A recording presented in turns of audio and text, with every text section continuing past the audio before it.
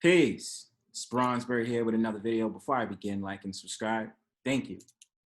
So, as everybody knows, there has been a crime that was set in New York City, I believe yesterday or the day before yesterday, where an older gentleman by the name of Frank R. James decided to shoot passengers on a Manhattan-bound N train that was heading into the 36th Street station in Sunset Park, Brooklyn, the morning around 8:30 a.m. And so there's a lot of narratives that's being driven. There's a lot of stories that's being told. There's a lot of different things that's coming out of this whole entire narrative being driven. This 62-year-old man who is originally from Wisconsin and Philadelphia. I wanted to give my perspective on it because number one, there's definitely a couple of things that start to stick out to me when this narrative is being pointed out, but also to get into the mindset of what a lot of these so-called Black men on social media is thinking.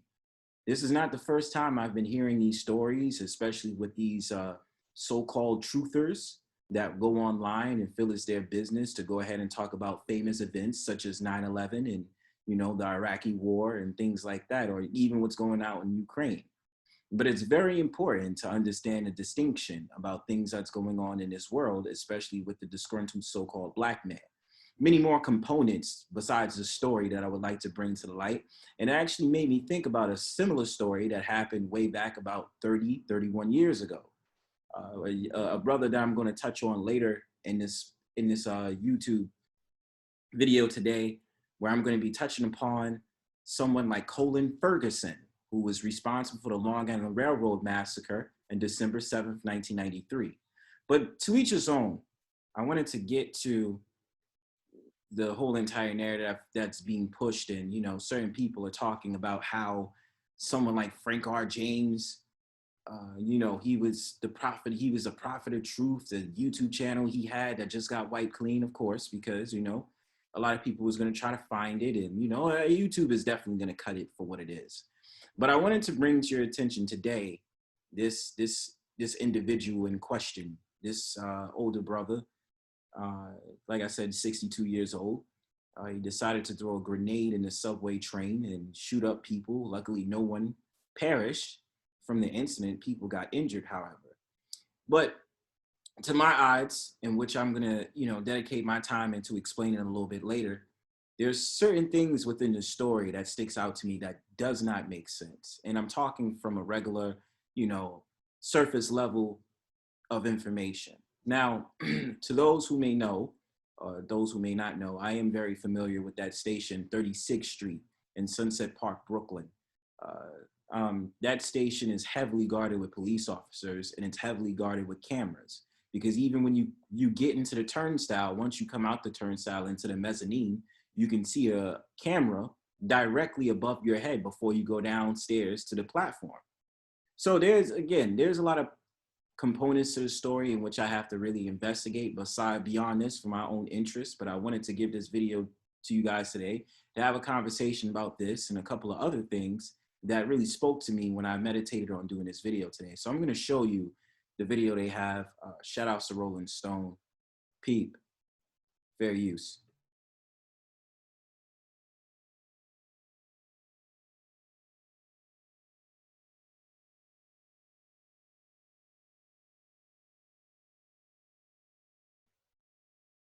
Prophet True Channel, but I am the Prophet of Doom. That's my original name, the Prophet of Doom. That's what I've called myself since I've been on YouTube. What do you think that's a, what, so what do you want from me? Doomsday is actually about to be here. And my thing about it is, what's very troubling about things like this is because you have a lot of these so-called truthers that may be given a light into, especially not exactly the prophet of doom, the doomsday or the second coming of the Most High, in which they give their testimonies, and when they say, the doom is going to come and everybody's going to be judged. But I mean, I don't know what this man's religious background is, what's his belief system and all these different things. A lot of people come as extremists, as demonic spirits, or they can come as angelic spirits. We never know. You know what I'm saying? There's always the left path and the right path. Whatever this man is following, probably the left path. But to get back into this, the psychological evaluation of this young man, this older gentleman, it's something I also think about as well, because a lot of people is using social media such as YouTube as their soapbox, or expressing themselves in a way that they wouldn't express themselves in real life. But does it condescend into having a conversation where therefore you are plotting on murdering or trying to create a crime out of your storyline, or just the fact of the matter, you feel that extreme to go ahead and pull a stunt? Teach his own on that. I'll let it play. We're actually about to experience doomsday. So of course, why would you want to watch and listen to Prophet of Doom? Not mad at you one bit. But I'm going to talk about it because it has to be talked about. You need to know why we're going to die. You need to know why we're going to be destroyed. I want you to delude yourself and tell yourself this. Well, what is his reason for why he says that people are going to die? Does that allude to, again, the Most High, the more of the demonic angels coming out and trying to recruit all those on their program? What is it? You understand?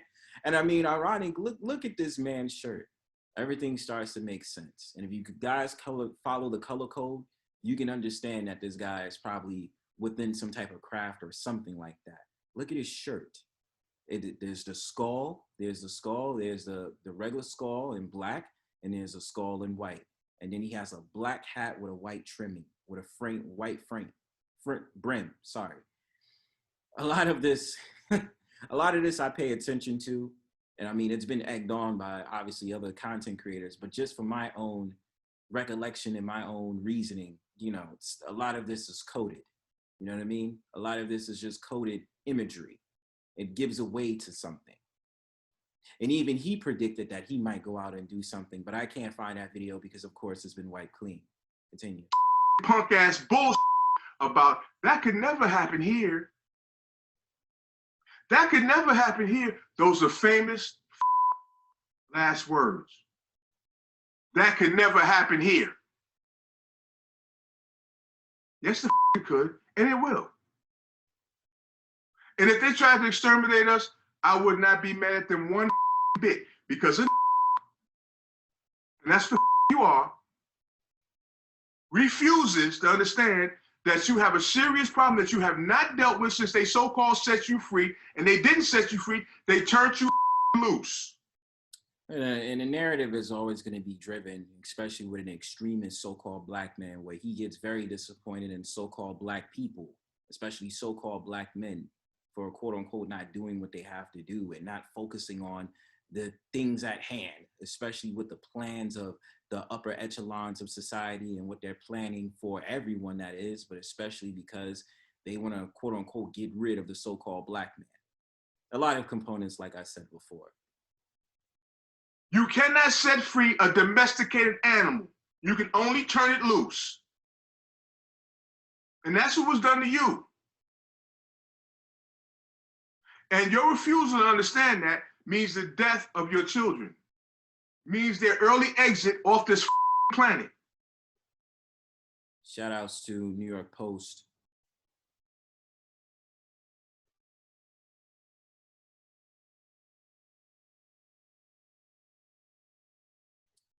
But getting back into this story, this whole entire thing that's going on with that young brother, the older cat, it had me think about a couple of things, especially when it comes to the plight of the so-called black man who's sick and tired of society, who feels as if he has to take out his anguish on the world and innocent people to prove the fact of the matter that he had to do something for his own sanctity.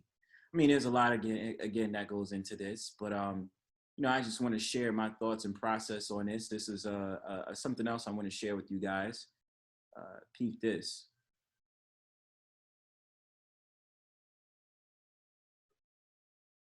So this is relating to the videos he's going into. I just wanted to give you guys some more clarification into, what his background is, what he was about. And, this is going to give it into my next storyline, which I want to compare it to, even though it's about 30, 31 years old. But we're going to get into the story. Shout out to Rolling Stone. So it goes with the narrative. He's racist, anti-Semitic, unhinged. And, it gives you the storyline about how everything took place and things like that. So now we're going to get into what it was about. One of the photo of James, released by NYPD, was taken from a recently uploaded YouTube video titled Stop One Complete, which was posted to a channel called Prophet of Truth 88, a Facebook page under the name Prophet of Doom 008. Contains videos similar to those posted to the Prophet of Truth 88 channel, YouTube channel, some of which feature an individual sporting identical clothing worn in the YouTube videos, and also included a playlist titled Prophet of Truth 88. On Wednesday, YouTube wiped James' channel, saying it was terminated for violating YouTube's community guidelines. A rep for YouTube did not immediately return Rolling Stone's request for comment. Although the man in videos uploaded to both the YouTube and Facebook accounts never identifies himself by name, he bears a strong resemblance to photos of James distributed by authorities.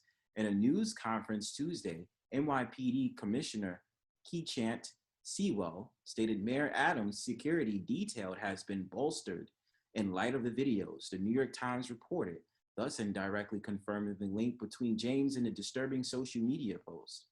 Now, this is where I really want to get into the thing that I really wanted to see what you guys would what I was talking about earlier, which I found interesting, and which I'm going to relate this a little bit down the line into conversations that's happening online, especially with a famous sector on YouTube a lot of brothers know about, but we're going to get into that story soon. In his videos, which numbers in the hundreds and features titles such as Why We Need More Racial Profiling, Should the Black Woman Be Forcibly Sterilized, and To Kill or Not to Kill, James often rails against numerous racial and ethnic groups, including whites, Black, Jews, and Latinos. He also compares people of color to a bunch of turds in a toilet, waiting to be flushed down the drain of society, and implies that a race war between whites and Blacks is imminent. In one video, he calls September 11, 2001, the most beautiful day in the history of this country. White people and Black people should not have any contact with each other, he says in the March 23 video titled Born in an Insane Asylum. Their anger is building up. Nothing can happen here differently than what happened over in Europe with the Jews. I want you to believe that that's possible. In a March 2nd video named Told You So, James uses a news segment on recent subway attacks as a sog into an attack on Mayor Adams' police policies against crime and homelessness, seemingly implying that his struggles are a direct result of the failures of New York City social services. These are the people that were supposed to be helping me. They made me worse, he says, gesturing to a computer screen open to a photo file named Them Hoes, which appears to display headshots of employees of New Jersey's Bridgeway Behavioral Health Services, an organization James references in numerous videos. They made me fucking worse. They made me more dangerous than I could anyone could ever fucking imagine. These are the people that Eric Adams wants to send out to help the homeless and whatever the case may be. It ain't gonna happen. So with that being said, we obviously can take into this account that, of course, a lot of people already know it, that the brothers like this people do suffer with these mental illness issues, of course, right? But I want to turn your attention to Colin Ferguson. Colin Ferguson, who was a Jamaican American, was known for the famous Long Island Railroad Massacre in December 7th, 1993. And so what was very ironic about this was he represented himself in court by directly talking in third person. And, the shooting happened in Garden City, Long Island, in which his plan was to execute so-called white people, not any so-called Black people, all right? So a lot of stuff that I want to bring into this Black background, because a lot of the mental cases that happen, especially along so-called Black men, may prone them to go ahead and engage in a lot of situations such as shooting innocent people on public transportation because they're vulnerable. You understand? Very vulnerable. So I just want to read a snippet from this whole entire thing, in which I want to just give you a background into why I'm going to make the connection with Colin Ferguson and Frank R. James. And so, this is where I want to get to the story. So it says in late 1990, Ferguson transferred to Adelphi University in Garden City, where he majored in business administration. He spoke out against coexistence with whites, routinely made calls for retributive revolution, and regularly accused others around him of racism. On one occasion, he complained that a white woman in the library shouted racial epithets at him after he asked her about a class assignment, but an investigation concluded that the incident never occurred. Later, he attended a symposium by a faculty member discussing her experiences in South Africa under apartheid. Ferguson interrupted the professor by shouting, "We should be talking about the revolution in South Africa and how to get rid of white people and kill everybody white." Students and teachers tried to quiet him, but he started threatening them, repeatedly saying, "The Black Revolution will get you." He was suspended from the school in June 1991 as a result of the threats. Although he was free to reapply after the suspension, he chose not to. In 1991, Ferguson rented a room in Flatbush, Brooklyn. He was unemployed and lived around many other West Indian immigrants. Neighbors said that he dressed very neat, but he kept to himself and rarely smiled or spoke to anyone, except occasionally say hello. He had delusions of grandeur. His landlord, Patrick Dennis, recounted, "He felt like, I'm such a great person. There must be only one thing holding me back. It must be white people." In 1992, Ferguson's ex-wife filed a complaint with police alleging that he pried open the trunk of her car. Prior to the shooting, she had not seen him since the divorce. And so a lot of this stuff is going into where I want to set this off about Colin Ferguson's famous thing. I want to also get into this whole entire conversation right here.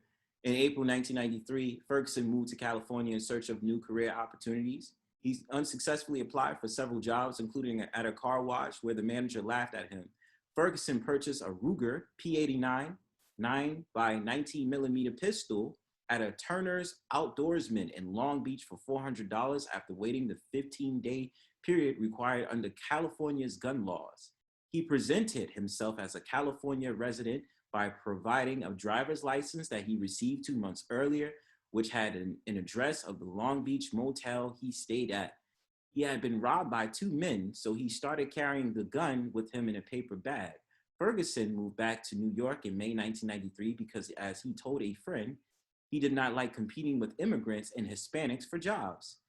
His Flatbush landlord said that he appeared even more unstable upon his return, speaking in the third person about some apocryphal type doom scenario, which included Black people rising up and striking down their pompous rulers and oppressors. Ferguson started taking 5 showers a day and could be heard by neighbors repeating chanting at night, "All the Black people killing all the white people."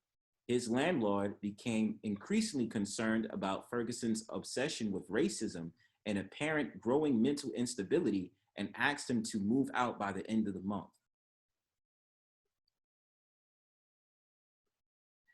And why I want to share that story briefly about Colin Ferguson also making the connection to Frank R. James with the recent incident that happened in Sunset Park, Brooklyn, approximately, I believe, yesterday, is because there is this whole entire thing where so-called Black people become very disgruntled about the treatment that they have in this society, especially governed by so-called white people.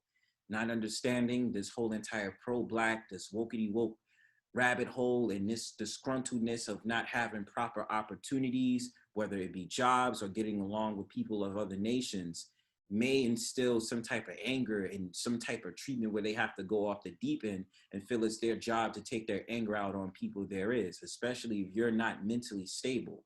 This is why I always advocate for so-called Black men to find themselves, get therapy, find a way of expressing yourselves, find a way of talking to people who can support you. But of course, that gives way and it segues into something that I had seen today on YouTube and, days once they found and they captured this man, Frank R. James, in East Village of Manhattan, in which they had alluded to the fact of the matter that he made references about two content creators by the name of Fresh and Fit, and also I believe Kevin Samuels. My whole thing on this is everything. I mean, this is a clear-cut case of being a fanboy to two content creators within something called the so-called Black Manosphere, but also the fact of the matter of making an idolatry type of assessment out of it, in which I believe that Frank R. James probably did. Brothers, all I have to say is this. This is why I always express, do not treat the internet as, the internet cannot be the portal into your insaneness, okay? This is something I express ingeniously. Take what you need from the internet, take what you want from the internet, but do not let the internet make you, okay? My whole entire thing about them, they can't be responsible on this, but I really would be surprised within the next couple of days or this whole entire year, something such as the so-called Black Manosphere has a red light on them, is being watched from afar and is being regulated, and a lot of content creators are being watched. The content that you decide to do on YouTube, especially if you're going against so-called Black women, they're watching you. A lot of things come into my head when assessing this whole entire conversation, in which they also want to give credence into talking about content creators that's well known in that so-called space and this, that, and the third. But what is this really about? On a very cosmic level or spiritual level, is this a takedown of masculinity? Is this a watch on the disgruntled so-called Black man to then for him to be reclassified as quote unquote crazy? Who knows? These are just ideas that I'm throwing out there. But otherwise than that, what are your thoughts? Make sure you comment in the comment section, like and subscribe. Peace.